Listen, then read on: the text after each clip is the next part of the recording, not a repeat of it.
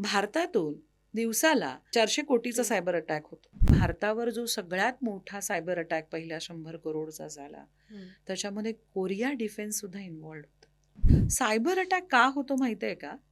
Free मनी, easy मनी आणि not able to detect, याच्यामध्ये subconscious mind सुद्धा कॉपी केलं जातं. तुमचा गोपनीय फोटो कुठल्या चुकीच्या वेबसाईटवर अपलोड करणार नाही याची शाश्वती तुला आहे का, किंवा इतरांना आहे का? त्या फोनचा ऍक्सेस करून काहीही होऊ शकतं. या डीपफेक गोष्टींचा वापर करून एखाद्या लेडीचा, मुलीचा फोटो एखाद्या घाणेरड्या वेबसाईट्सवर, एखाद्या पॉर्न वेबसाईट्सवर, एखाद्या चुकीच्या वेबसाईट्सवर जाणार नाही याची काय गॅरंटी? देशाची अर्थव्यवस्था, देशाची राज्यव्यवस्था ही पूर्ण IT इन्फ्रास्ट्रक्चरवर चालू आहे. पण फ्लॅट बांधताना 2 करोड खर्च करतो, जागा अशी आहे, मार्बल, इटालियन, पण त्याचं कुलूप आपलं 200 रुपयाचं गोदरेजचं कुलूप असतं.